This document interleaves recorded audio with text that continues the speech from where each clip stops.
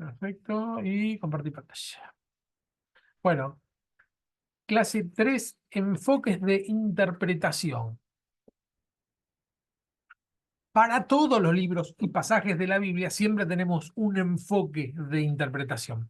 Primero, antes de empezar, el tema de los libros, no sé si acá... que dejo de compartir. Ahí está.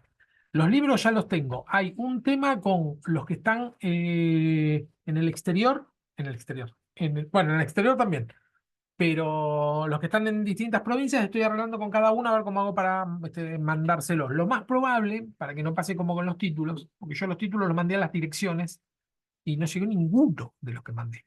Entonces directamente lo que vamos a hacer es mandarlo. Si lo mando voy a averiguar en Correo Argentino o en OCA, y si lo mando lo voy a mandar directamente de OCA a OCA, ¿sí? Para que los vayan a buscar. Igualmente con cada uno voy a arreglar, y los que están por la zona, mañana voy a estar haciendo entrega a Andrea y a Ceci. Así que por ahora van a ser las primeras que van a tener el libro. ¿Ok? Bueno, eso quería aclararlo antes de Buenísimo. vamos a compartir. Bueno, perfecto. Ahora sí, enfoques de interpretación. Es esto, es siempre que leemos un texto, lo interpretamos. Esto lo vimos en la primera materia, que es interpretación bíblica. ¿Sí? Y siempre hay una manera de mirar un texto. No es lo mismo un texto que se lee con un enfoque o el mismo texto que se lee con otro enfoque. Es re importante el enfoque que tomamos. Entonces, cuando sobre todo vemos el libro de Apocalipsis, es importante saber por lo menos qué cantidad de enfoques hay, de qué manera se puede abordar el tema. Esto ya lo dije en la clase pasada, lo repito en esta clase. No es que en esta clase yo voy a decir algo como esto se interpreta así, sino que lo que voy a hacer es, históricamente o en distintas congregaciones o en distintas formas de ver, algunos lo ven así, otros lo ven así, cada uno toma el camino que quiere, ¿sí? Pero por lo menos saber en dónde estamos parados, porque generalmente cuando agarramos un comentario bíblico, eh, el comentarista él sabe que está en un enfoque. No es que el comentarista no sabe que está plantado en un enfoque, pero no te lo dice. Solamente expone la interpretación de un libro conforme al enfoque que él tiene. Y te lo expone y te dice, bueno, este pasaje quiere decir tal cosa, ¿no? Por poner el caso del 666. Bueno, el 666 claramente es Nerón. Te va a decir una forma de interpretar. Otro te va a decir, el 666 claramente es algo que va a pasar en el futuro. ¿Y por qué para los dos es claro? Bueno, porque uno está parado en una pata y otro está parado en otra. Y como nosotros generalmente, no, por lo menos en nuestra sociedad, con toda la furia tenemos un comentario o escuchamos un tipo de interpretación.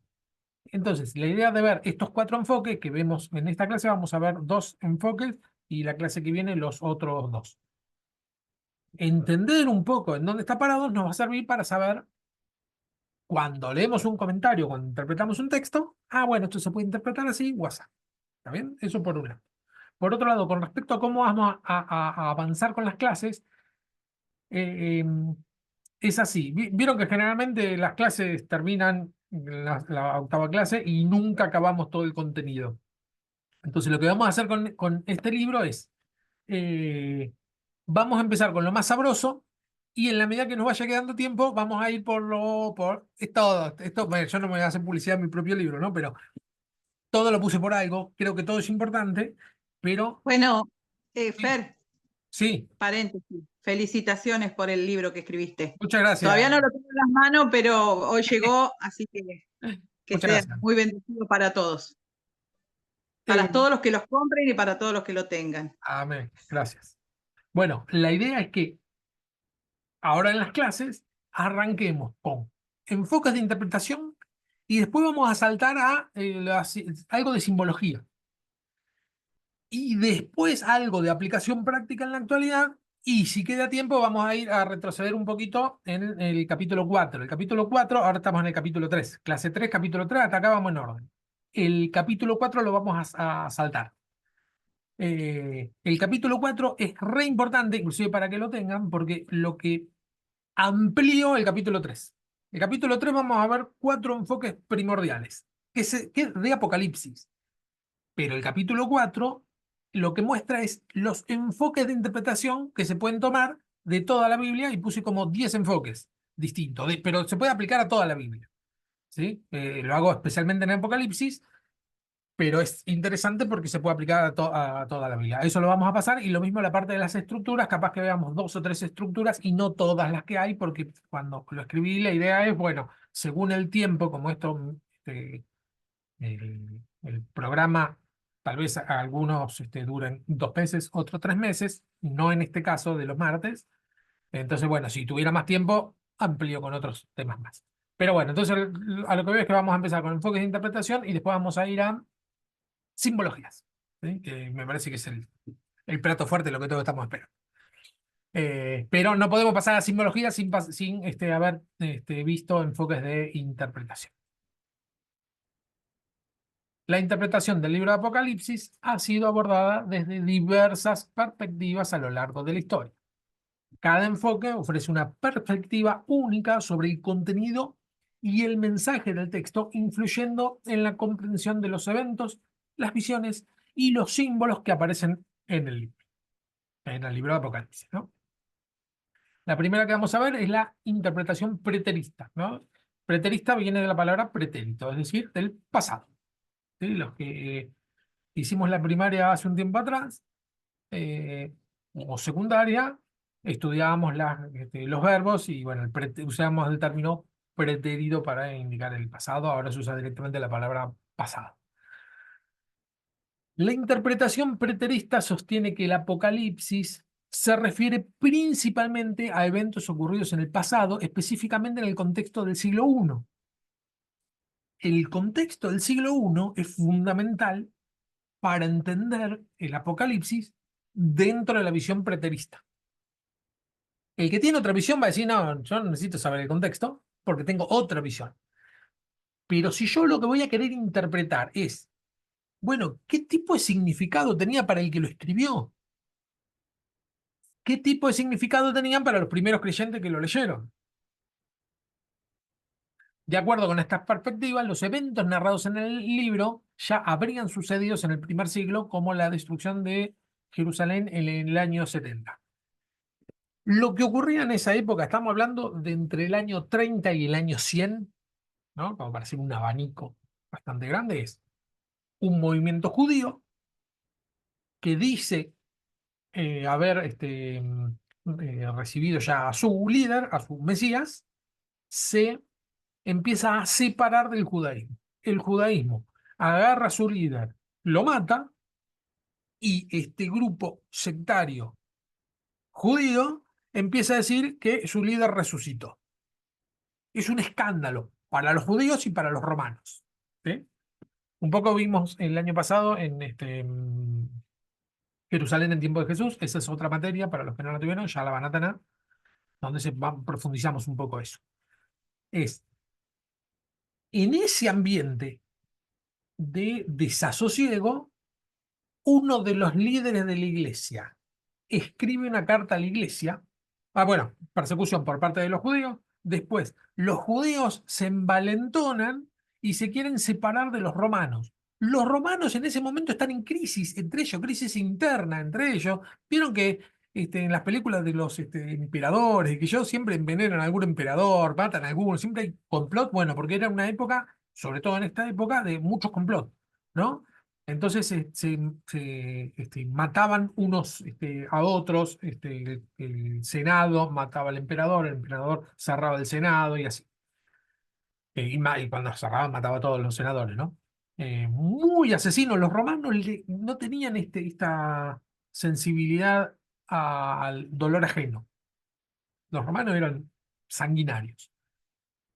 ¿Qué pasa? Como tenían un conflicto interno, los judíos les empieza a ir bien en esta rebelión. Empiezan a decir, no, nosotros somos una nación libre. Esta idea de va a venir un Mesías y nos va a librar del yugo opresor de los romanos, era algo que estaba muy, lo esperaban todos los judíos, no es que lo esperaban solamente al Mesías, lo esperaban solamente los que después fueron cristianos. Todos los judíos esperaban que venga el Mesías a liberarlos. Entonces, como había esta especie de efervescencia, en cuanto vieron la posibilidad, se rebelaron contra los romanos. Se amotinaron en el templo y en una fortaleza, una de las fortalezas más conocidas de la época. Se amotinaron, se separaron de los romanos y dijeron, acá echaron a patada a todos los romanos.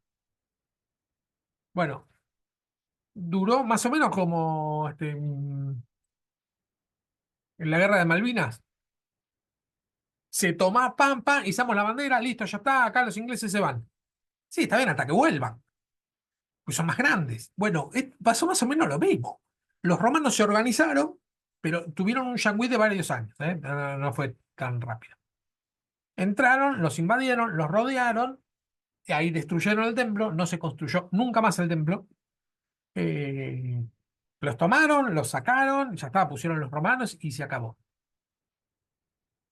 Y los romanos mucho no distinguían entre cristiano y judío, eran judíos. Entonces los romanos perseguían a los judíos, inclusive a la secta cristianos, ¿no? Dentro de la perspectiva romana. Y los judíos estaban en guerra contra los romanos, pero también contra los cristianos por ser sediciosos, ¿no? Por ser herejes. Entonces los cristianos la estaban pasando muy mal. Bueno, en esta situación, donde los crucificaban, no es que al único que lo crucificaron fue a Jesús, los crucificaban, los tiraban al circo romano, etcétera, a que mueran. En esta situación, Juan, uno de los discípulos, número uno o uno de los primeros, escribe un texto enorme. Ese texto es el Apocalipsis y empieza a circular en las iglesias. Entonces es lógico pensar que Juan algo les quería decir a quien se los estaba enviando.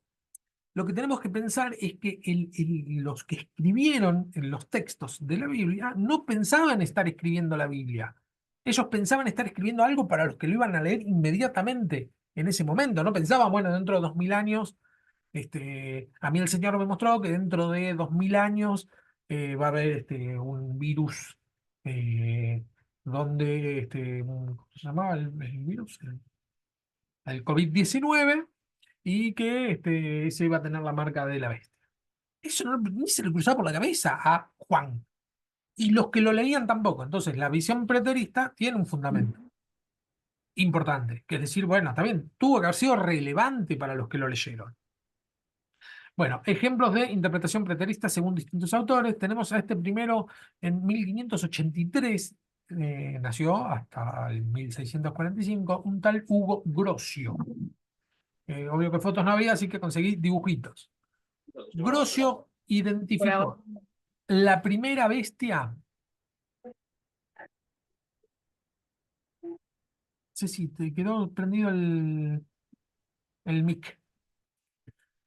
Ay, mil disculpas. No hay problema. Sí, porque justo lo habilité porque quería comentar, ¿no? Que Ah, por eso sí, dice que fue guiado por el Espíritu Santo todo lo que se escribió, ¿no? Y que la palabra es viva y eficaz y que realmente es sorprendente cómo en cada tiempo que se vivió la palabra fue como, de cada tiempo fue como viva en cada tiempo, ¿no? Se ajustó a lo que vivió cada persona en diferentes líneas de tiempo. Eso quise exactamente. acotar.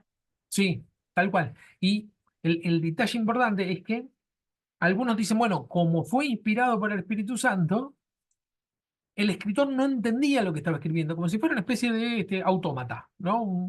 En ese momento era tomado por el Espíritu, escribía sin saber lo que escribía y ya está. No, no funciona así, sino que el autor escribe algo pensando en algo, ¿sí? Piensa en algo. Y el Señor va más allá de ese pensamiento. Eso es otra cosa, ¿no? Porque para el Señor lo que estaba escribiendo lo inspira para que lo que escriba trascienda su propio pensamiento. Grocio identificó las bestias de Apocalipsis 13, las dos bestias, ahora lo vamos a desarrollar un poquito, identificó la primera bestia con el Imperio Romano y la segunda con el sacerdocio judío corrupto. ¿Por qué lo interpretó Grocio así? Bueno, por eso eran los dos problemas cristianos, los judíos y los romanos. Para él, la marca de la bestia hacía referencia a la sumisión de los judíos rebeldes a Roma. ¿Sí? Los judíos finalmente claudican, ¿no? Ceden.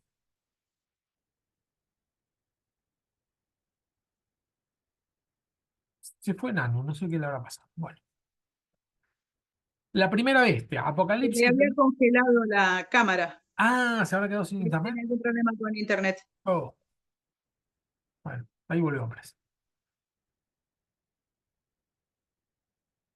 Sí. Fer, y lo que hizo Juan es no relatarlo cronológicamente como los otros libros del Nuevo Testamento, sino que Juan lo relató no en orden cronológico, porque Jesús aparece en el capítulo, creo que 12, si no me equivoco, o Sí, 6, uno de esos. sí, no, Jesús aparece desde el principio, por lo menos lo menciona, pero sí tenés razón que aparece al final, Al final sí. digamos, en la victoria. Lo que pasa que sí, según desde qué punto de vista lo mires, si lo ves desde el punto de vista eh, de comparar con el Evangelio, sí, está contando otra cosa y como vimos, no solo cuenta otra cosa, sino que cuenta de una manera distinta, que es con el Claro, género porque este. nosotros venimos leyendo los evangelios, todo en orden cronológico, y llegar a este libro y encontrarte como que no está tal cual los otros, es como que medio ahí Claro, claro. te agarra Lo que pa- ¿cómo se llama? La confusión de decir cómo, si estábamos acá, ¿por qué fuimos para allá? sí, lo que pasa es que según la interpretación, porque si vos te planteas, ahora lo vamos a ver, en otro tipo de interpretación, donde sí, sí, es en orden cronológico, pero para el futuro. Entonces es en orden cronológico, tal cual lo que va a pasar, no lo que pasó. Es otro tipo de interpretación. Si nosotros nos basamos en la interpretación preterista, que es la que estamos viendo ahora, y sí, no va en orden cronológico. Está medio mezclado lo que dice. O como que muestra una especie de caos general, ¿no? Eh, pero tiene que ver con el género. Los textos apocalípticos así se escribían. Como vimos la clase pasada, no es el único, sino que él escribió varios así. No él, digo, se escribían varios así. Entonces dijo, bueno, voy a utilizar este género. Y escribió con ese género. Así se escribía ese género. Bueno, decía Grocio. La primera bestia, que es la primera parte de Apocalipsis 13, del 1 al 10, surge del mar y tiene 7 cabezas y 10 cuernos y recibe adoración. ¿Sí? Las 7 cabezas, el número 7, lo vamos a ver un poco más adelante, es el número de la perfección. Y el número 10 tiene que ver con el poder, también perfección, pero tiene que ver con el poder. Y el cuerno, mucho, o sea, sí que simboliza poder. 10 cuernos simbolizan muchísimo poder. Ahora, el detalle es que además el Imperio Romano estaba dividido en 7 grandes sectores. Entonces, puede ser, puede ser que lo que dice Grocio es que está hablando, las 7 cabezas se está refiriendo a los 7 líderes que tenía los 7 gobernadores, ¿no? Y los 10 cuernos es el tremendo poder que tenía la primera vez. Un emperador, seguramente, o Nerón, o este.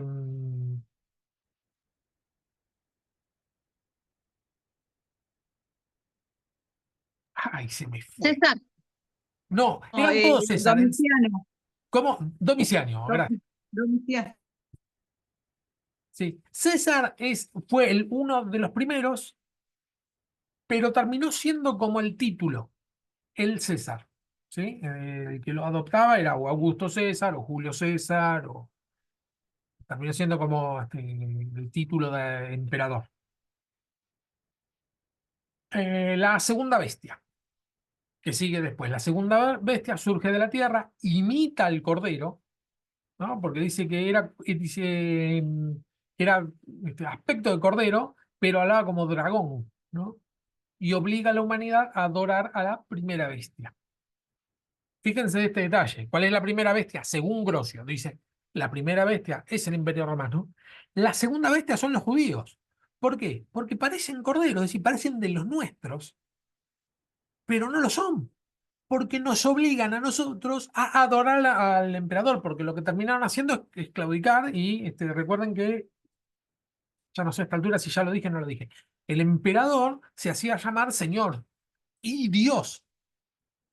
¿Lo dije esto ya en la clase pasada o no lo dije?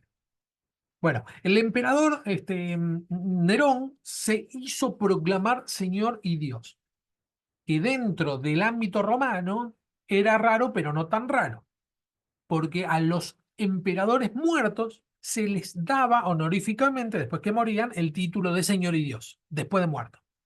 La única diferencia con Nerón es que él se hizo proclamar en vida, señor y Dios, y que todo el mundo reconozca que él era el señor y el Dios. Entonces, bueno, los judíos se resistieron en una primera instancia y después claudicaron para seguir con vida. Los cristianos resistieron mucho más, ¿no? Por eso Juan dice, nadie llama Señor a Cristo a no ser que sea por el Espíritu, ¿no? Porque uno dice, bueno, ¿cómo? Yo puedo llamarlo Señor y ser un blasfemo, ¿no? Dentro de nuestra postura, sí, cualquier blasfemo puede decir Jesús es el Señor. Pero, ¿por qué dice? Juan dice que nadie lo puede decir por el ambiente que había en ese momento. Nadie lo puede decir porque te está jugando la vida y no lo vas a decir si no es por el Espíritu. Hoy hay iglesias que se dicen cristianas y no lo son, como la Iglesia Universal, y el cardenal dice, Jesús es el Señor. Y eso lo dice por el Espíritu. Y no, porque francamente no predican a Cristo, ¿no? Venden todo lo que pueden. No es una iglesia cristiana, de hecho ni siquiera pertenece a ninguna asociación cristiana. Son ellos, es un negocio que tienen. Los Eh, testigos de Jehová también, ¿no? no, los testigos de Jehová empiezan como algo muy, muy, muy fantasioso, muy manipulado, pero después los que participan ahí terminó siendo una iglesia más. No, no son evangélicos, o sea, no pertenecen a ninguna asociación evangélica, pero ya tienen el rango, es tan grande que ya tiene el rango de una religión más. La Iglesia Universal, ellos se dicen evangélicos, pero ningún evangélico lo recibe. Y venden cosas. No sé si estuvo ahí, pero venden, por ejemplo. Yo fui. Ah, vos fuiste. Bueno, Sí, yo fui hace muchos años, ya mi hermana ahora tiene cerca de 30 años, la llevé cuando tenía 13, 14, porque mi mamá quería ir a conocer.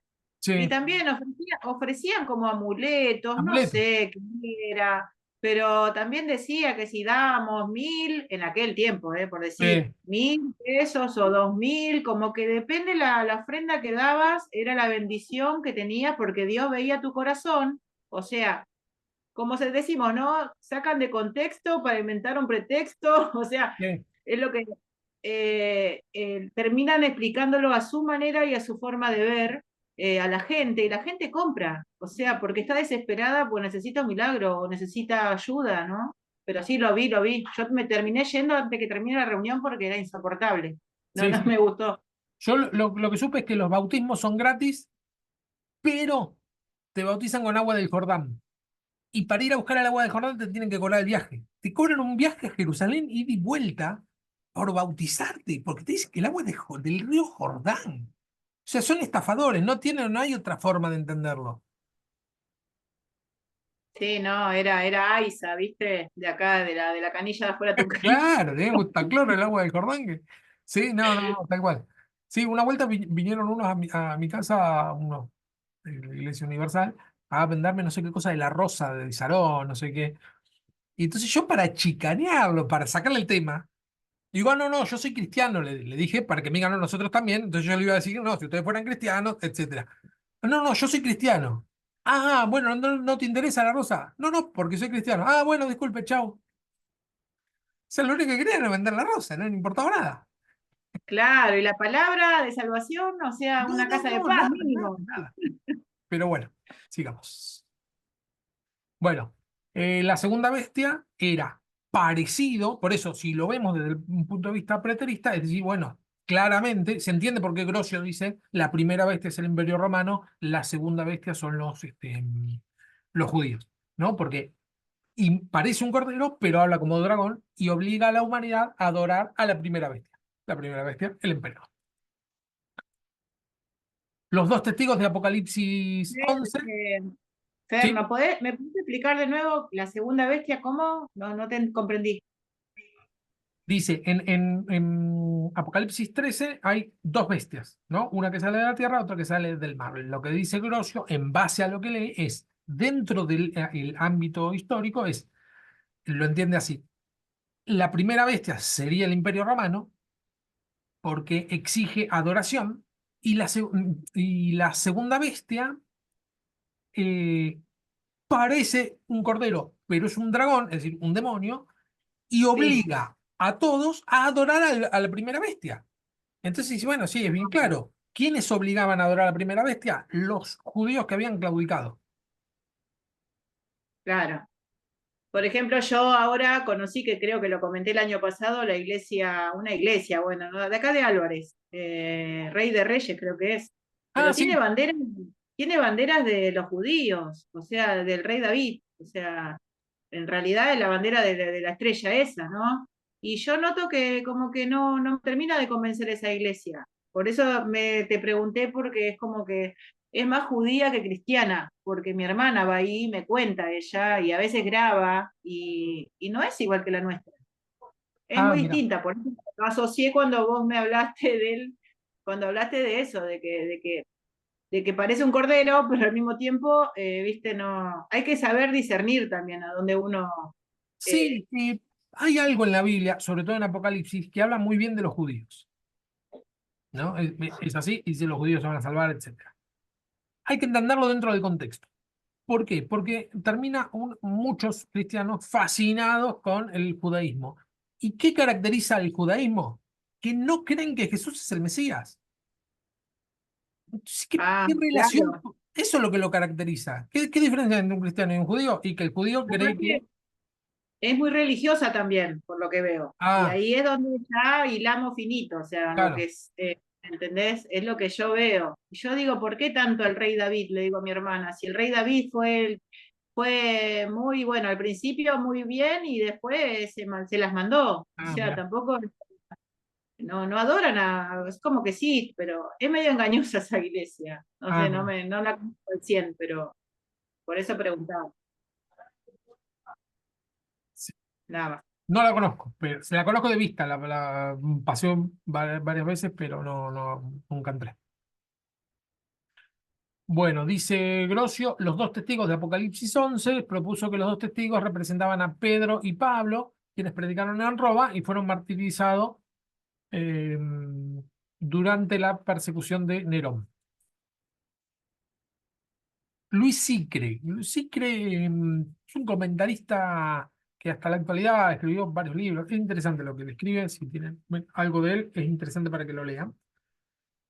Se apoya en lo mismo y dice que la gran ramera de Apocalipsis 17 la asocia con la ciudad de Jerusalén. Según él, esta figura simboliza la corrupción religiosa em, y política del liderazgo judío del siglo I, que llevó a la destrucción del templo en el año 70. Para Sicre, el juicio de la ramera representa el castigo divino sobre Jerusalén por su rebelión contra Dios y su alianza con el poder opresor romano. ¿Sí? Más o menos va en la misma línea, digamos, tiene el mismo, este, la misma visión, pero lo que dice es que la gran ramera sería Jerusalén. Fíjense que la mayoría de las interpretaciones, la gran ramera van a decir que es Roma. ¿Sí? O inclusive la iglesia romana. Él dice, no, es Jerusalén, ¿sí? Según el lugar.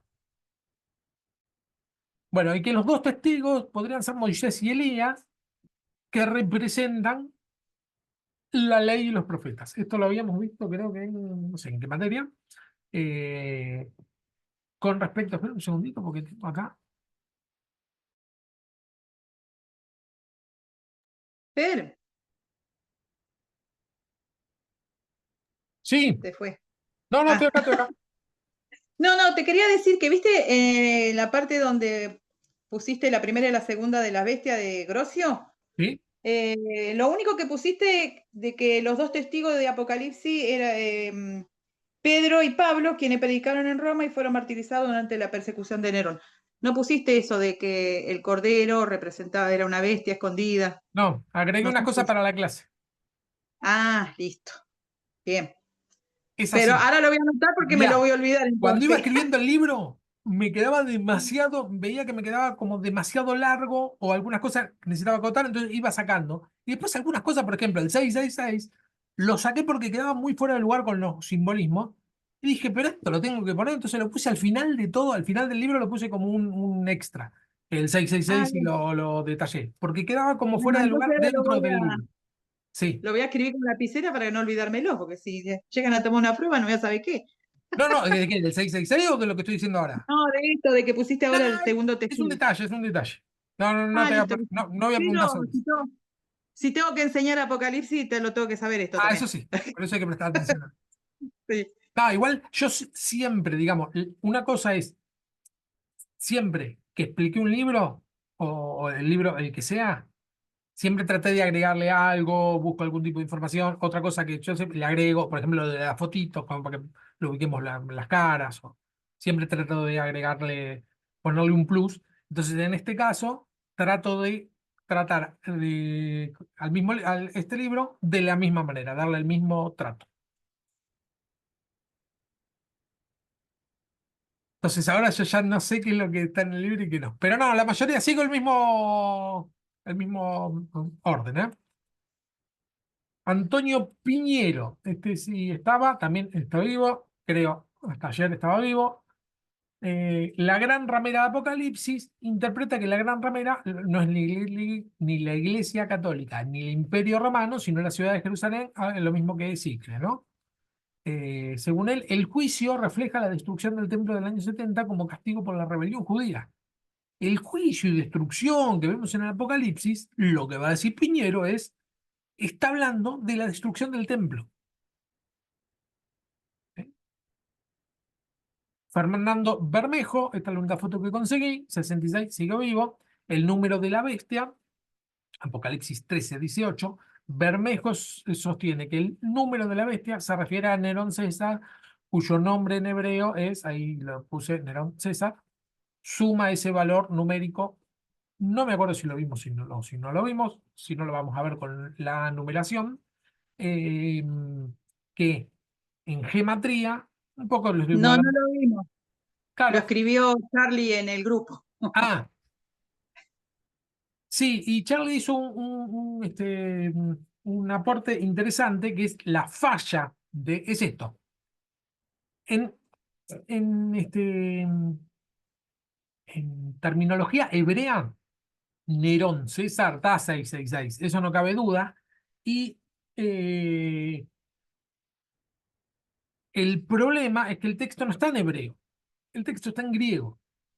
Ahí está el problema, pero escrito con muchísimas referencias al Antiguo Testamento, es decir, está escrito para judíos, para personas que leen y entienden el hebreo. Por lo tanto, al leer el número, pueden entender tranquilamente 666. Pero no es tan directo, porque el problema es que no se encuentra ningún texto en hebreo. Si fuera en hebreo sería muchísimo más fácil, ¿sí? Interpretar que esté Nerón César. Pero bueno, es una forma de interpretar. A mí, dentro de todas las explicaciones que hay, es la que más me gusta, pero es la que a mí me gusta, no quiere decir que sea la interpretación. Bueno, hay puntos fuertes y puntos débiles para cada enfoque. Puntos fuertes del enfoque preterista. Contexto histórico claro. No aparece el texto en una burbuja en la nada misma, ¿no? Totalmente ayuno de todo contexto histórico o social. Si nosotros lo leyéramos totalmente aséptico de su entorno, podemos caer en varios problemas. Pero además de esto, ningún libro de la Biblia lo leemos totalmente libre del entorno, ¿no? Sin entender qué quería decir el autor. si le llegamos, por ejemplo, el Éxodo, bueno, más que claro, ¿no? El contexto histórico, están saliendo de la esclavitud, etcétera. Es muy claro, lo sabemos, el mismo texto lo cuenta, como cualquier texto histórico, o por ejemplo, el libro de Hechos de los Apóstoles, los Evangelios. El mismo texto te va contando el contexto. Entonces lo vamos entendiendo claramente. Pero pongamos otro ejemplo como el de los salmos. Los salmos, generalmente, entendemos también el contexto o analizamos el contexto. Un texto que diga, salmo de David cuando era perseguido o cuando era perseguido por Saúl o cuando se había recluido en tal lugar, el mismo salmo te pone un poco en el contexto de qué está hablando. El enfoque preterista me parece que tiene un punto fuerte, uno de los más fuertes es ese, que viviendo una realidad tan extrema como la estaban viviendo los cristianos esos, es muy raro es muy raro que un líder como Juan escriba algo sin ningún tipo de relevancia para ellos, ¿no? Que digan algo muy a futuro, bueno, no tiene ninguna relevancia para mí. No solo es raro que alguien escriba eso, sino que el resto de la iglesia lo conserve. Porque ¿para qué conservar algo que no tiene ningún tipo de interés? ¿No? Si fuera en un futuro lejanísimo, no tendría ningún tipo de interés para los cristianos que estaban esperando la segunda venida de Cristo inminentemente. El texto tiene que haber tenido, creo que ese es el punto 2, no, el enfoque preterista le da mucha importancia al contexto, así que eso es buenísimo. El punto 2 es cumplimientos de las profecías en la historia. ¿A qué me refiero con profecías? No con profecías en el sentido de palabra de Dios. Es decir, se cumple en el mismo momento que se está dando.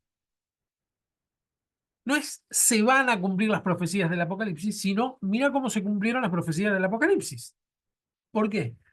Porque Cristo, el cuerpo de Cristo es la iglesia, y Cristo triunfa. La iglesia triunfa enfrente de la temible bestia que era el Imperio Romano. Triunfa. Entonces, el cumplimiento de las profecías, desde este enfoque, vemos cómo se cumplieron. Sí, sí, tranquilamente. ¿Quién sobrevivió? ¿El Imperio Romano o la Iglesia? La Iglesia sigue hasta ahora. El Imperio Romano no existe. Entonces, ¿quién ganó esa pelea? La Iglesia. Por eso el enfoque preterista, digamos, uno de los factores que tiene es que vemos el cumplimiento de la profecía. Bueno, relevancia para los primeros cristianos, eso es lo que expliqué recién. El cristiano que lo leía tenía mucha importancia lo que estaba leyendo. Y evita interpretación especulativa. Este punto fuerte lo pongo de forma negativa, es decir, no hace algo que el resto de las interpretaciones sí las hace. ¿Sí? Es difícil, es raro poner como un punto fuerte, no está haciendo esto, pero lo pongo porque el resto de las interpretaciones tiene una tendencia a interpretaciones especulativas. Es decir, interpreto cosas que el texto no le está diciendo tan claramente, por lo menos. El enfoque preterista evita eso. Decir, bueno, nos centramos en este punto de la historia y leemos el Apocalipsis cómo se entendería en este punto de la historia. Pero tiene puntos débiles importantes. Desconexión con el futuro. El Apocalipsis tiene muchos elementos de predicciones futuras. El, la misma lectura simple, podemos ver que hay muchos elementos de predicciones, ¿sí? Aunque también el mismo texto dice al principio, voy a narrar las cosas que han de suceder pronto. No dicen cosas que van a suceder dentro de un futuro lejano. 2000 años es un futuro lejano. Y todavía no llegó, digamos, no volvió Cristo. Y el texto no dice, bueno, escribe las cosas que van a pasar, Jesús le dice a Juan, escribe las cosas que van a pasar en un futuro lejano. No dice eso, dice, escribe las cosas que van a pasar pronto. Entonces el enfoque preterista se amolda perfecto a eso, pero desconecta por completo del futuro. Bueno, el Apocalipsis termina siendo como un libro, este está mal la síntesis. Lo que quiero decir con esto es que el problema de enfocarnos solo en el pasado es que termina siendo un libro que funciona solamente en el pasado. Le funcionó a aquellos. ¿A mí de qué me sirve y en el futuro de qué le sirve? ¿Sí? Pues yo puedo entender de qué le sirvió, pero con este enfoque me falta mi parte. Y, bueno, y eso, ajá, y joya, le fue bien. Y eso es un problema. Y otro detalle que puse es que suele haber confusión con el enfoque histórico. Esto no es un punto débil del enfoque en sí mismo, sino que hay otro enfoque que es el enfoque histórico y que muchos lo confunden. Lo puse más que nada para dejar bien en claro que hay una diferencia, que es el enfoque que vamos a ver ahora. El enfoque preterista se centra en un punto en el tiempo, que va en el siglo I del año 30 al año 100. En ese punto, un punto a nivel histórico es un punto, son un montón de años, pero es un punto. ¿Sí? No es un enfoque histórico. El enfoque histórico es el que vamos a ver ahora. Ah, le puse acá tarea para no olvidarme. ¿Le pusieron a hacer la tarea?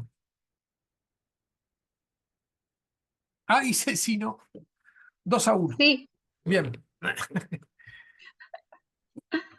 Encima hoy hay re poca gente. Valiente fue Ceci que se presentó sin la tarea. Muy bien. Sí. Yo me estaba por presentar, no presentar, y porque no había hecho la te va a tarea. faltar. No, que no, prefiero, mirá, esta semana estuve a full, Fer, te pido mil perdones, pero No. bueno, lo voy a hacer, pero mirá, ahora estuve leyendo, pero no, para hacer las cosas así en las carreras prefiero Obvio. decir, como dice Andrea, ser sincera, porque no, pero bueno, igual algo comprendo de las preguntas, pero no llegué a anotar y a investigar, la verdad que no hice a tiempo, perdón. Lo aclaré en el grupo porque no quiero que las tareas. Nombrame, ¿Cómo? nombrame, si tenés que Claro, decir que yo te llamé porque te nombro entonces. Porque Andrea me dijo eso, ¿no? No entiendo las preguntas, voy a faltar a la clase y después veo. Nada, no. No, Y, pero por favor, ¿cómo claro, nos vamos a perder la clase? No, Andrés, por favor, no. mirá, dos cosas. Primero, y te lo digo a vos y que quede grabado para el resto que lo vea. Primero, la lista de preguntas es elijan dos las que más fácil les parezca. Esto igual ya lo hablamos, ¿no? Pero lo aclaro para todos. ¿Por qué pongo eso? Porque que cada uno se sienta cómodo con lo que responde. Primero. Segundo, hay algunas preguntas que son muy fáciles, pero están escritas de una manera complicada. ¿Por qué hice eso? Porque hay algunos que prefieren leer de forma complicada. Algo simple, leerlo es como una especie de cuestión estética. Les gusta leer de forma complicada. Entonces escribe algunas preguntas de forma complicada y otras preguntas de forma sencilla. ¿Sí? En realidad, todas las preguntas tienen una profundidad, no es que sea simple ninguna, porque tiene una profundidad, hay un trabajo, hay algo que hacer, pero ninguna es imposible. ¿Sí? Con ponerse un poquito, con cualquiera las pueden hacer. Bien. Nanu o Andrea, ¿quién se anima primero? Yo me animo. Vamos, Nanu. Bueno, elegí el punto 3. No sé si está bien la tarea, pero bueno, vamos a... De eso se trata. ¿Por qué es significativo que el Apocalipsis haya sido entendido por sus primeros lectores como un mensaje para su presente y no solo para un futuro lejano? Para la mayor parte de los cristianos, el último libro de la Biblia es uno de los menos leídos y más difíciles. Algunos de los pasajes del mismo son muy conocidos y apreciados, como por ejemplo Apocalipsis 7, del 9 al 17, pero en general los lectores modernos los encuentran incomprendibles. Esto se debe en gran parte del simbolismo de un tipo que no se emplea actualmente y cuya clave ya no poseemos. Y sin embargo, este tipo de imágenes era fácilmente comprensible para la gente de esa época. Esto explica también nuestras dificultades. El autor podía suponer que sus lectores detectarían las alucinaciones y en consecuencia no se sentía obligado a ofrecer explicaciones. Otra cosa puede ser que resulta obvio que el Apocalipsis fue escrito en una época en que la iglesia estaba pasando por un periodo de persecución y de dificultades. Excelente. El otro punto. Sí. La otra. ¿Cómo Sí, influyen quiero, las... déjame meter una fichita. Tiene que ver con lo que estábamos hablando justamente ahora. Es interesante esto que decís, que eh, lo que nos da la pauta, que todos entendían, es que no explica nada el autor. Porque podría decirnos, estoy refiriendo a tal algo, no hace falta, al no explicar nada, se- nosotros comprendemos que los que lo leían entendían. Sí, perfecto, Nanu. ¿La otra? ¿Cómo influyen las imágenes de juicio y restauración en la manera en que interpretamos el propósito del libro del Apocalipsis? Bueno, en las iglesias cristianas han surgido 4 maneras de considerar la obra. La teoría preterista, según esta teoría, el Apocalipsis describe hechos pasados. Ella considera que las visiones surgen de las condiciones reinantes en el Imperio Romano en el siglo I después de Cristo. También esta teoría ubica el libro en las circunstancias que prevalecían en la época del propio autor, lo que indudablemente está bien, pero pierde de vista el hecho de que el libro mismo se autodenomina profecía, Apocalipsis 1:3, y de que algunas predicciones al menos se refieren a lo que todavía pertenece al futuro. En ejemplo, el capítulo 21 y 22. Teoría historicista. Según esta teoría, en el libro se representa en un solo movimiento imponente y grandioso, una visión panorámica de la historia desde el siglo I hasta la segunda venida de Cristo. Se menciona la propia época del autor como también la época del film, pero en Genial, ninguna muchas de sus gracias. Hasta partes luego. hay indicación de que esta visión se haya interrumpido. Por tanto, los que siguen esta teoría afirman que deben considerarse que el libro nos ofrece una historia continua de todo el periodo mencionado. Las dificultades parecen insuperables y es significativo que al mismo tiempo que sostienen firmemente aquí, tenemos representada toda la historia. Los historicistas no se han puesto de acuerdo con respecto a los episodios precisos de la historia que están simbolizados en diferentes visiones. Teoría futurista. Según esta teoría, a partir del capítulo 4, el Apocalipsis se ocupa de los acontecimientos que se producen al final de los tiempos. No se relaciona con la época en que vivió el profeta ni con acontecimientos posteriores, sino con lo que ocurría en la segunda venida de Cristo.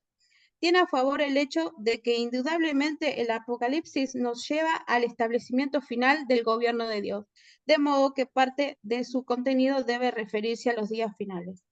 Teoría idealista o poética, en este enfoque insiste en que el objetivo principal del libro es alentar a los cristianos que sufran persecución para que perseveren hasta el final. Para este fin, el autor ha empleado un lenguaje simbólico que debemos tomar solamente como una serie de descripciones imaginarias del triunfo de Dios. La dificultad consiste en que el autor asegura estar profetizando sobre los días postreros. Excelente. ¿Qué pregunta hiciste? ¿Qué número? Creo que la 4.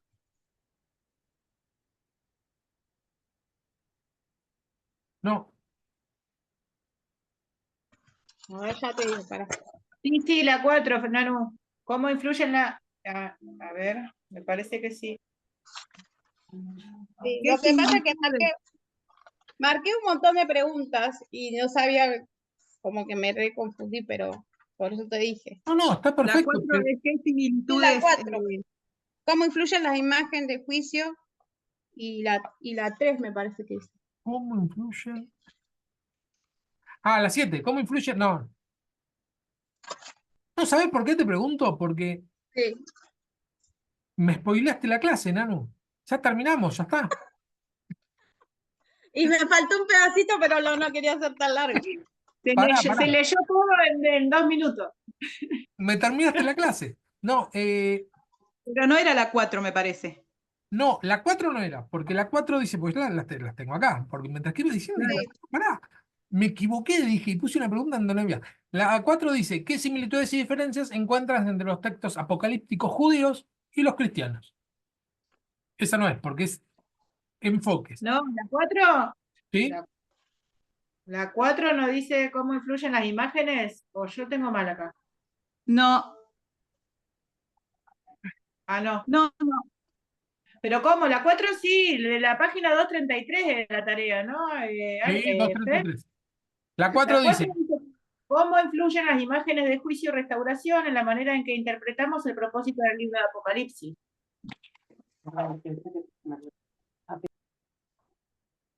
No tengo esa pregunta yo. ah, ya sé. Tengo. Acá las tengo yo anotadas.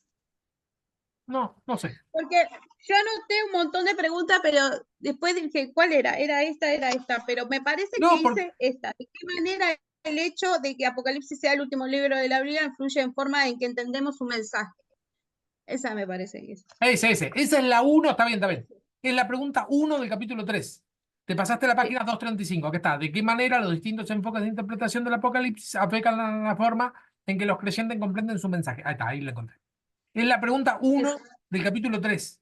Te pasaste a la página, te pasaste un capítulo y me spoileaste la clase, ¿eh? Ya no sé qué voy a decir. Excelente, Nanu. Y sin clase previa, porque lo que hiciste fue agarrar el texto, ponerte a leer y hacerlo. Y tener el Bueno. diccionario bíblico, que es lo más de lo más. Che, a verlo. Es el libro gordo de Petete, Mirá, yo te gano con este. ¿no?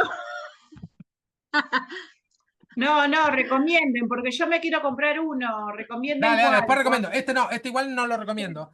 Es buenísimo, pero no ¿De lo qué año es? recomiendo Yo toda porque. la tarea, mayormente las tareas las hago de acá, saco de acá, Ah, porque sí, la verdad certeza que es buenísimo. tiene un montón de cosas. Pasámelo, Nanu, después. Así Bueno, lo dale. busco. Ceci, si vos tenés computadora PC, se te murió. Perdón, estoy en trámite. No. Por el Ah, momento no. porque Tenía, hay pero el, sí. el, el, el programa que uso yo es buenísimo de Biblia y tiene todos los comentarios, todos los diccionarios, tiene todo y te lo. Apenas la tenga, te voy a pedir el Sí, programa, sí, Fer, pero encima es re todavía no. liviano, no ocupa lugar, pero necesitas una PC. Eso es Qué lo. bueno. Dale, bárbaro, gracias. Vale, bueno. André, excelente, Nanu. 10, como siempre. André.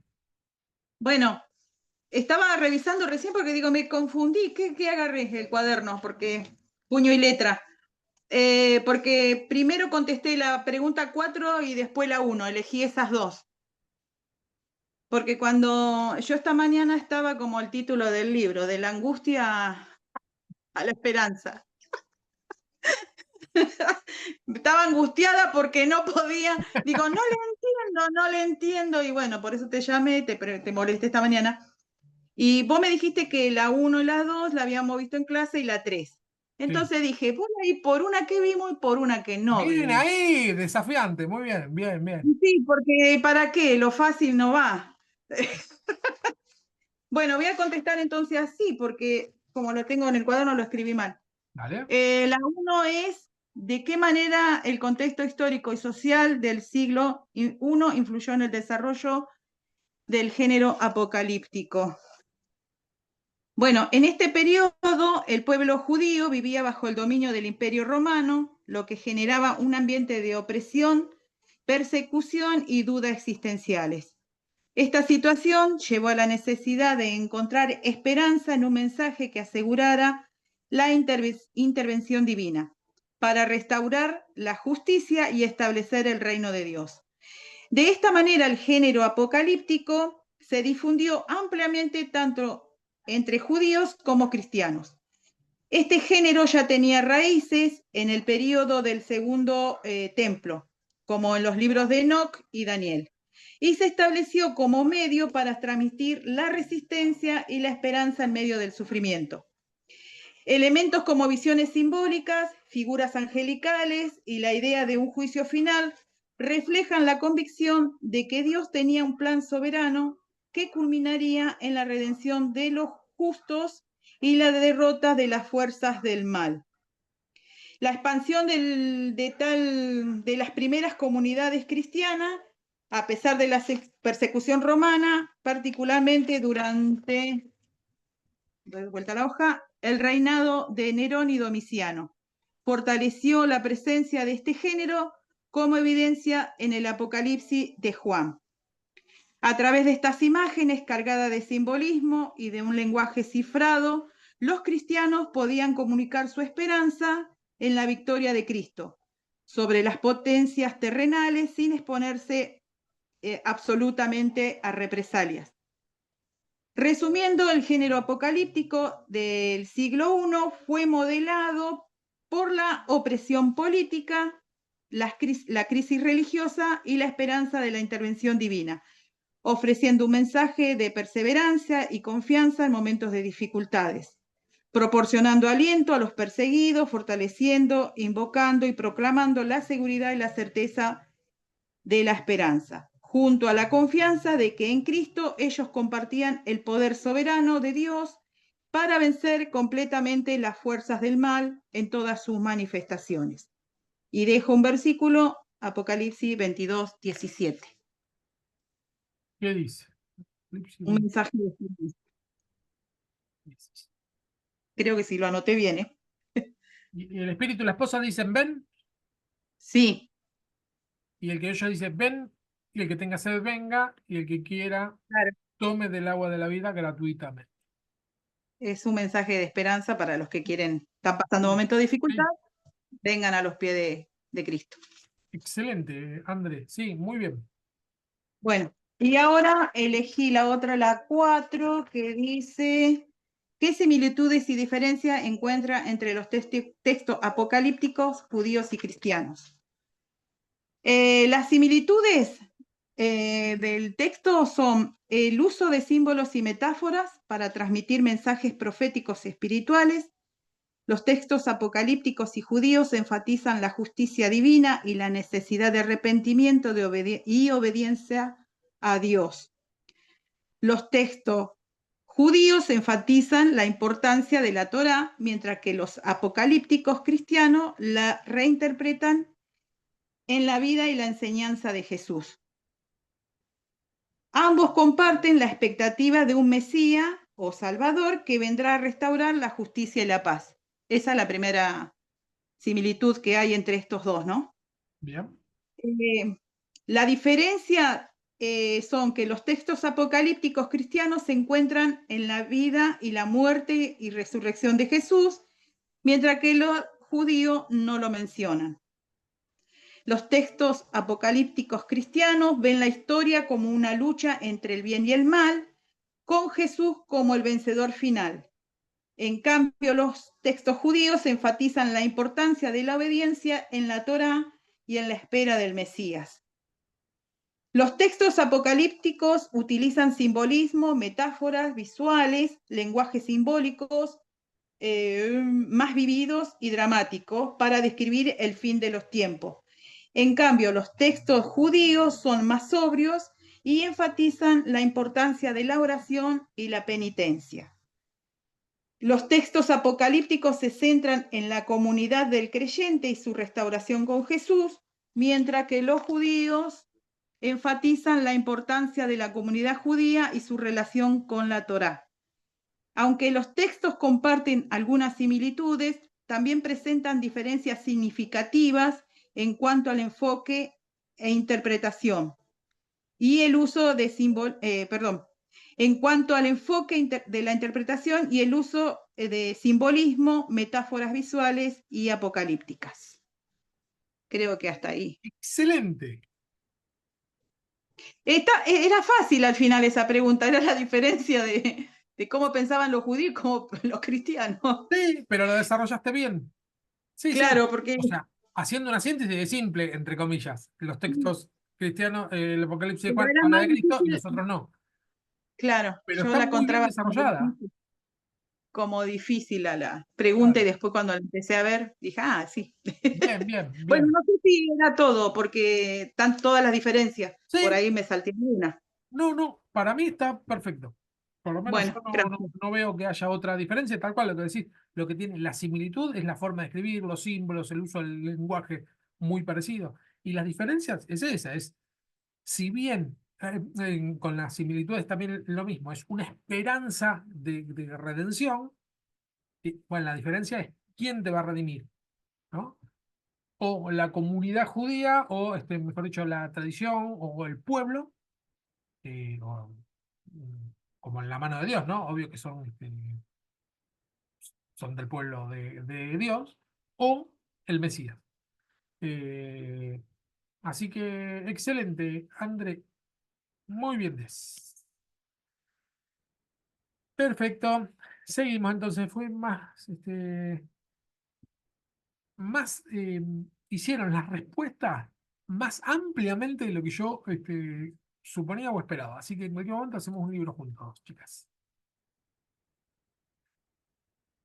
¿Estamos acá? No. Acá, para allá.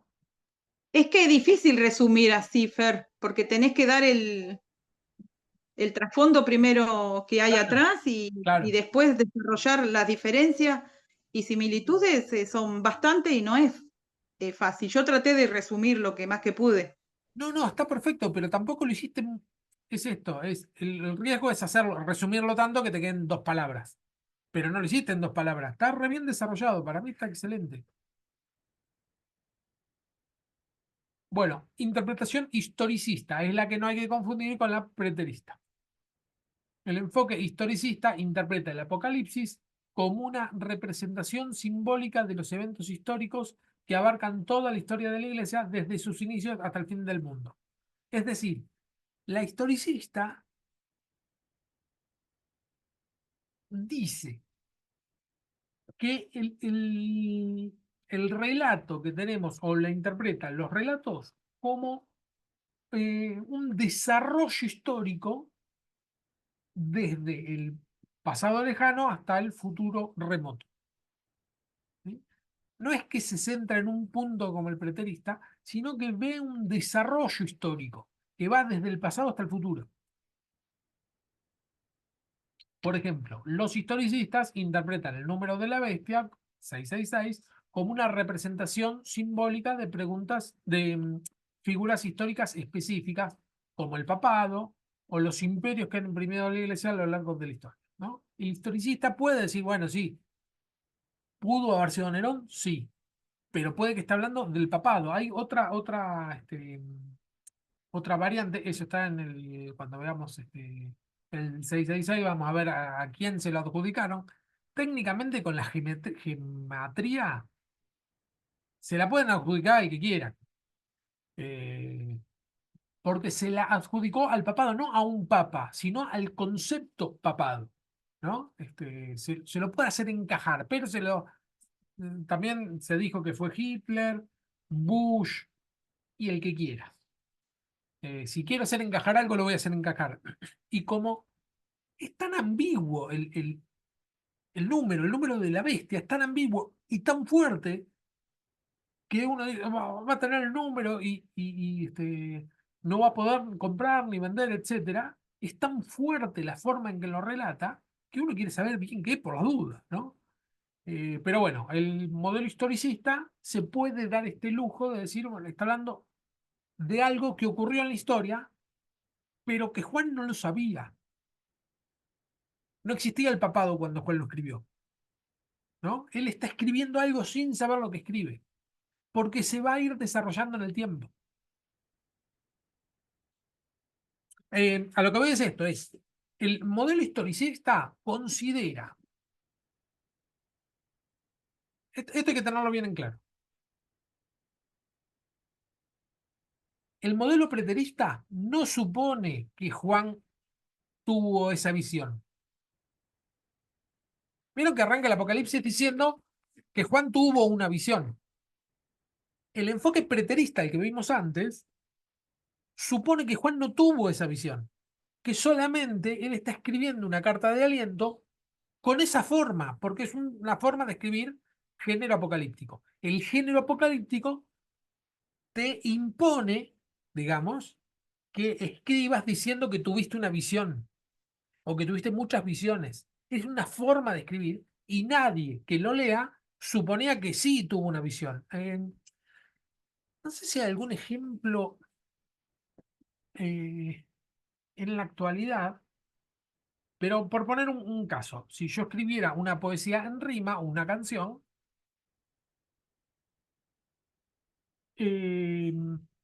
algunas palabras, es esto, algunas palabras están ahí, no porque necesariamente tienen que estar ahí, sino porque riman con otra. ¿Está bien? No es porque necesariamente tenían que estar ahí, sino porque el autor encontró esa forma, quería decir A, y para poder decir A, tuvo que decir otra palabra que rime con A. Entonces lo que quería decir era esto, y esto lo dijo solamente para que rime, ¿no? Por poner un caso. En el caso del género apocalíptico, como siempre se escriben visiones, los autores no siempre tenían esas visiones, solamente lo escribían de esa manera. Ahora, el historicista y el futurista, y que vamos a ver después, sí supone que soñó, sí supone que estaba en el espíritu, que lo que está diciendo es tal cual lo que está diciendo. Entonces, si suponemos eso, bueno, cabe pensar que escribió algo que no entendía. Porque el historicista, el preterista va a decir, no, ninguna persona puede escribir algo que no entiende. Todos escribimos cosas con significado. Bueno, si tuviste una visión que no la entendiste, sí la puedes escribir. ¿Eh? Y Juan dice que tuvo una visión. Así que no está tan mal en ese sentido, ¿no? Tiene sus puntos débiles igual, ¿eh? Ojo. También puede identificar la caída de Babilonia como el colapso de ciertos imperios que han representado la corrupción y el mal a lo largo de los siglos. ¿Sí? La caída de Babilonia pudo haber sido tranquilamente la caída del Tercer Reich de Hitler. Tranquilamente, para el enfoque historicista. ¿Por qué? Porque es un punto histórico donde alguien que tiene mucho poder y que viene invadiendo, o Napoleón, no sé, viene invadiendo, invadiendo, de golpe se le termina. Bueno, es la caída de Babilonia, va a decir. Ahí estaba explicando eso. ¿Está bien? Este enfoque considera el Apocalipsis como una guía histórica que ofrece una representación profética de los conflictos, persecuciones y las victorias final de Dios en la consumación de los tiempos. Lo que afirma esta forma de entender es que la historia tal cual la conocemos arranca con Adán y Eva y va a terminar con la segunda venida de Cristo. Entonces el Apocalipsis detalla o te va contando qué es lo que ocurre, es una especie de mapa, ¿no? De mapa de una ruta donde te dice, bueno, en la siguiente parada vas a tener un pueblito tal, en el siguiente tal, y el último sería tal. En el Apocalipsis, si lo leemos así, bueno, en el final viene Cristo, y ya está, arranca y termina, ¿sí? Ese es el modelo historicista. Fue muy popular en los siglos de 16 y 17, especialmente entre los reformadores protestantes que veían en el libro una crítica a la corrupción de la Iglesia romana. Esta época fue la peor de la Iglesia romana. La Iglesia romana no siempre fue tan cruel como en el final de la Edad Media, con la Inquisición y eso. Un gran autor que sostiene esta forma es Joseph Mede. Dice así, un textual de Joseph Mede. El Apocalipsis no solo profetiza los eventos del tiempo del apóstol, de Juan, sino también tiene que ver con los eventos futuros de la iglesia hasta el fin del mundo. Cada uno de los sellos, trompetas y copas corresponde a un periodo de la historia de la iglesia, ¿no?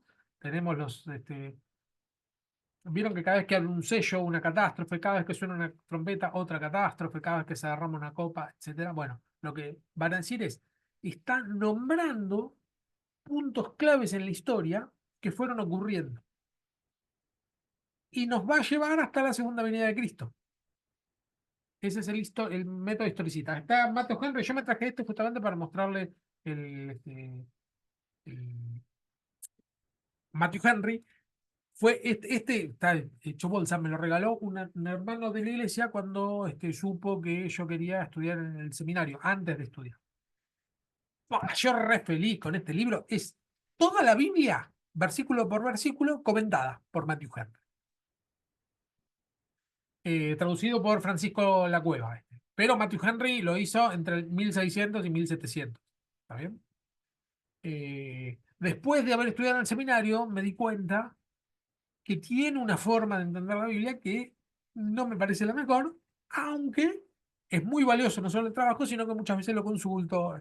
Es interesante. Bueno, Matthew Henry dice así: el Apocalipsis ha sido a lo largo de los siglos una profecía de la lucha entre la Iglesia de Cristo y las fuerzas del mal.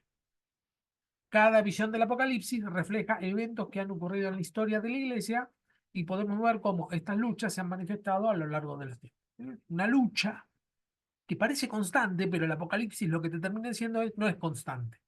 Esto termina en un punto y termina con el triunfo de los buenos. La segunda venida de Cristo representa, y los 24 ancianos, representa el triunfo de la Iglesia. Es decir, te está diciendo, bueno, tenés muchos problemas, por eso el título de la angustia a la esperanza es técnicamente eso, es, sí, estás en mucha angustia, la iglesia está en mucha angustia, pero el libro te genera esperanza. Aunque como nosotros no estamos acostumbrados a este tipo de texto, cuando lo leemos nos genera más angustia, ¿sí? Porque bueno, esto se va a poner cada vez peor. Pero la intención del libro siempre es mostrarte la esperanza del triunfo de Cristo. Yo creo William, que eso te pasa cuando lo lees. A mí me pasó eso cuando leí el Apocalipsis. Era como que tenía, como que me... Y después los 21 y 22 fue como, uff, ¿pero respiré. llegaste al 21 y al 22? Claro, sí, sí, leí todo el Apocalipsis Ah, otra vez. bien, bien, bien, claro. Teníamos que hacer las 5 preguntas del Apocalipsis, lo leí todo el Apocalipsis. Bien, bien, bien. Entonces como que, venía, y cuando leí el 21 y 22 fue como, bueno, listo, me quedé Sí, tranquila. sí. Bueno, pero Pero dentro había que de pasar todo eso antes de Nanu. Claro, hay que pasar toda la tribulación para... ese comentario que están haciendo está parado en la pata historicista. Es decir, ojo, esto va a pasar y va a llegar Cristo en el final. Es la interpretación historicista. Si yo me parara en la pata Bueno, estamos preterista, dando un ejemplo, Fer. no, no, si Estábamos dando está un... perfecto, pero cada vez que mi intención con esta clase es cada vez que digan algo de Apocalipsis, es mostrarle en qué foco nos estamos parando. Como para que nos quede bien en claro. No estoy, ojo, y lo vuelvo a decir, no es que hay una interpretación correcta y otras interpretaciones incorrectas. No, son formas de interpretarlos, son todas correctas en un punto y todas tienen puntos débiles y puntos fuertes. Ni me acuerdo qué iba a decir, pero seguimos. Fundador del movimiento adventista. Los adventistas también están, no terminan de ser evangélicos, es decir, no pertenecen a ninguna comunidad evangélica. A la comunidad evangélica me refiero a, por ejemplo, a Siguera, digamos, entidades que aglutinan muchas, ¿cómo se dice? No iglesias, sino ramas, tipo bautista, anglicanos, pentecostales. ¿Adventistas, Fer, son los de los santos de los últimos días? ¿Lo de los mormones? Oh, yo me confundo. No, los adventistas no. Son, eh, son, si no me equivoco, respetan el sábado, pero más allá de eso, tienen muchos elementos judíos. Sí, respetan el sábado. Sí, Ellos, su día termina el viernes a la tarde y se renueva el sábado a la tarde. Creo que 24 horas después, algo así. claro, claro. No, bueno, pueden hacer absolutamente nada. Pero, por ejemplo, los testigos de Jehová también, pero los adventistas dicen que Jesús es Dios. Y no agregan nada, no es que tienen, como por ejemplo los mormones, que agregan el libro de los mormones, o como la Iglesia Universal, que agrega amuletos. Los adventistas no, ¿eh? Ellos tienen solamente esto de ver, de respetar este tipo de costumbres y no pertenecen a eh, ninguna asociación evangélica. Así que están ahí, ¿sí? Pero bueno, este fue el fundador, ¿sí? Dice así: el Apocalipsis revela la historia de la Iglesia desde la era apostólica hasta el fin del mundo, mostrando cómo el reino de Dios se manifiesta en los eventos históricos, culminando con la victoria final de Cristo sobre el mal. Ojo, comienza desde la era apostólica, es decir, lo que revela el Apocalipsis es desde la primera venida de Cristo hasta la segunda venida de Cristo. Historicista, ¿sí? Un periodo de la historia. Punto fuerte del modelo historicista. Interpretación a lo largo de la historia. Es decir, funciona para muchas épocas. No es que funciona solamente como el preterista, funcionó para los apóstoles en aquella época. Los apóstoles no, la iglesia primitiva en aquella época. Y algunos apóstoles también, ¿no? Riqueza interpretativa. Acá fui generoso con el término. El enfoque historicista permite un análisis profundo y detallado de las diferentes épocas de la historia. Es esto hoy. A esto voy. Lo que te permite este enfoque es pararte y decir, bueno, ¿en dónde estoy parado? Es darle a tu actualidad un significado dentro del Apocalipsis. Tiene conexión con la tradición y llamado a la esperanza en la persecución.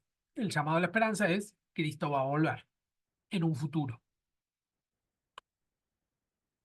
Puntos débiles del modelo historicista, interpretación vaga y subjetiva. ¿Qué quiero decir con esto? No es tan claro, puse más acá, no es tan claro que sea así, ¿no? Y además, subjetiva porque cada uno le puede dar la interpretación que quiera. Yo puedo decir que el anticristo es el Papa y el Papa puede decir que el anticristo es Lutero, que de hecho es lo que pasó. En la época de Lutero, el movimiento, no sé si Lutero directamente, pero sí, los luteranos decían que el papado era el anticristo.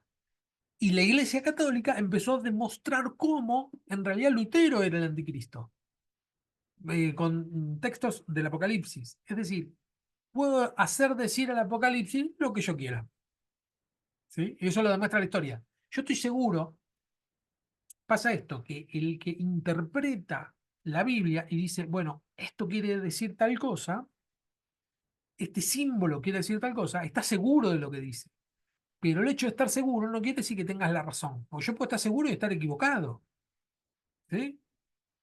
A eso me refiero con subjetivo. No estoy diciendo que yo puedo adrede manipular la Biblia. No me estoy refiriendo a eso. Estoy diciendo gente bien intencionada puedo lograr que diga cualquier cosa según mi subjetividad.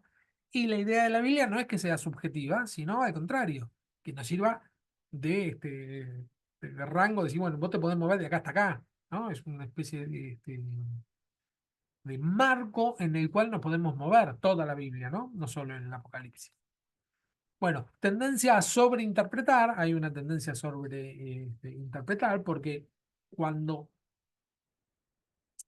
hay tantos simbolismos y yo quiero lograr que encaje, vamos a suponer, hay un terremoto. Entonces, yo digo, bueno, esto está en la Biblia, en el Apocalipsis, esto se ha derramado una copa. Sí, está bien, pero ¿qué copa? No sé, la número 4. Estoy siendo injusto, ¿eh? Estoy tratando de explicar por qué es un punto débil. La número 4. Pero ¿cuáles fueron las otras? Entonces yo trato de interpretar cuáles fueron las otras. Y bueno, sí voy a encontrar en la historia momentos terribles. Entonces digo, esto lo encajo acá, esto lo encajo acá. Sí, está bien. Cierra todo. Pero no estoy poniendo mi voluntad más que leer el texto y ver qué es lo que dice el texto. ¿No? Entonces por eso hay sobreinterpretación. Conforme a lo que yo entiendo, no conforme a lo que me dice la Biblia. Y falta de un enfoque claro sobre el futuro. ¿Sí? Generalmente los que se han apoyado en estos modelos consideraron que su tiempo, el que ellos estaban viviendo, era el último. Y pasó desde en todo tiempo, desde 100 años atrás, 200 años atrás, 300 años atrás. Este es el último de los tiempos. Y no, y la vida siguió.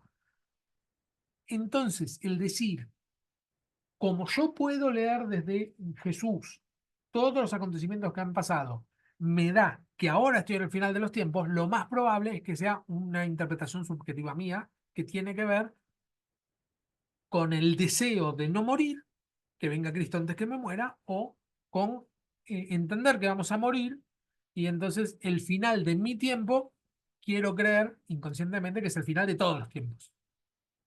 ¿Sí? Es subjetivo, o por lo menos tiende a eso. Y puse interpretación variopintas en el sentido que lo mismo, ¿no? Pueden entender, interpretar lo que quieran. Bien. Hasta acá, ¿alguna pregunta con el modelo historicista? Cada vez se va poniendo más bueno esto. A la medida que vamos avanzando, ahora nos vamos a meter en un tema delicado.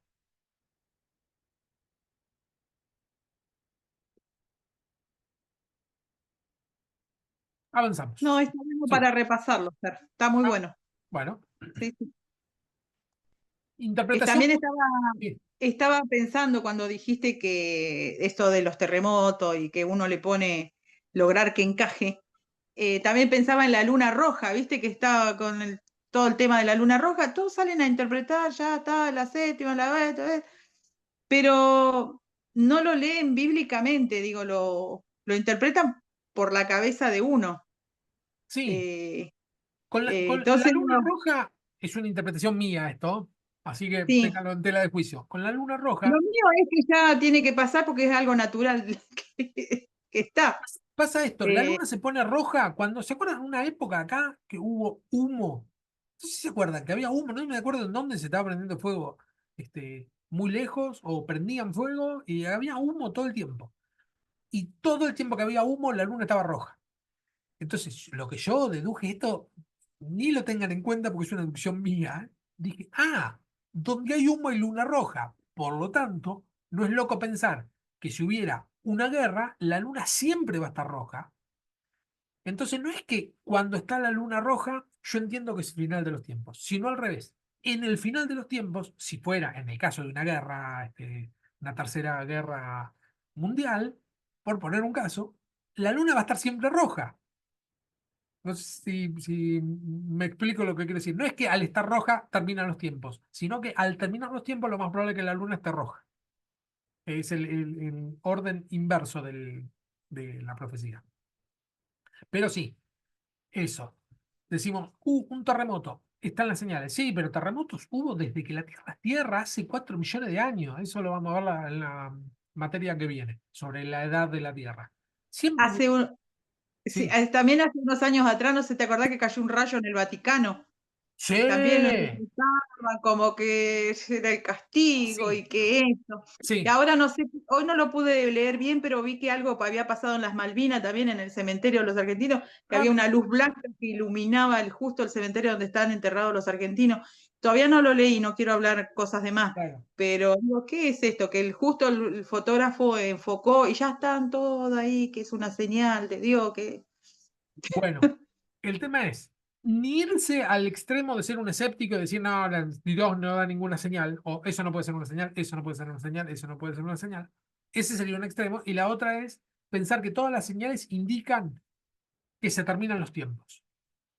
Porque es un problema de los cristianos desde que desde el cristianismo empezó. Era el problema de los cristianos primitivos que decían, no, no hagamos nada, esperemos que Cristo venga, ni siquiera escribamos nada, ni prediquemos, porque Cristo ya viene. Estamos en el fin de los tiempos, decían. Y de sí que se dieron cuenta y empezaron a poner por escrito cuando vieron que se empezaban a morir y Cristo no venía. Entonces, como que es algo muy innato en nosotros, el decir Cristo viene, porque es un anhelo que uno tiene. Pero hasta ahora no vino. Y hasta ahora todos los cristianos que murieron, que son mucho más de los actuales, la mayoría creía que iba a morir, que iba a venir Cristo antes que ellos mueran. Que por ahí es lo que nos pasa a nosotros. Entonces, por estadística, lo más probable es que lo veamos nosotros a Cristo allá y no que Él venga acá. Por estadística. Capaz que no. Yo no creo eso. ¿Cómo? Yo no creo eso. Puede ser la mayoría, pero yo no. Mira. Yo sé que es como dice la palabra, que en cualquier momento puede aparecer la segunda venida, ¿no? Pero que nos encuentre en su camino y haciendo su voluntad. Tal cual. No creo porque yo tengo entendido que los tiempos de Dios son diferentes a los nuestros y lo que nosotros creemos que ya estamos pasándolo, ya estamos ahí. En realidad para Dios, no sé, para nosotros puede ser años y para Dios es un día. O sea, es lo que yo veo que no, que o sea, mi Mi destino es Claro, predicar la palabra, tratar de hacer las cosas bien sin pecar e irme, o sea, sobre de este mundo siendo agradable a los ojos de Dios, ¿no? claro. Pero de que va a venir y de todo eso antes que yo me muero, no. Yo pienso que falta todavía. Igual aunque hay señales, Sí. falta.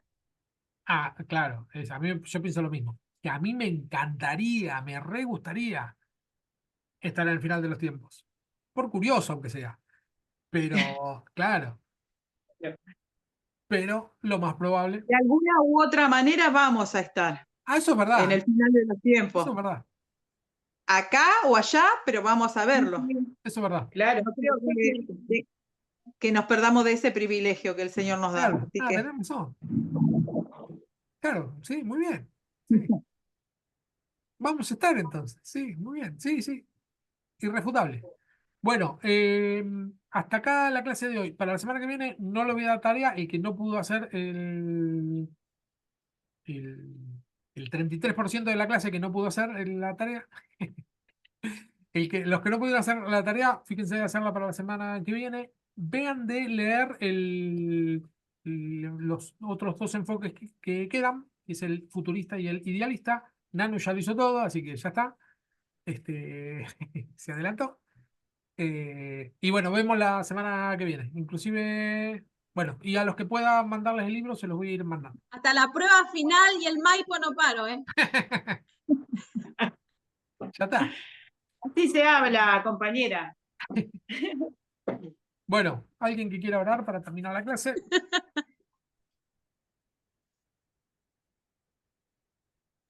¿dejás de grabar o...? Ah, cierto.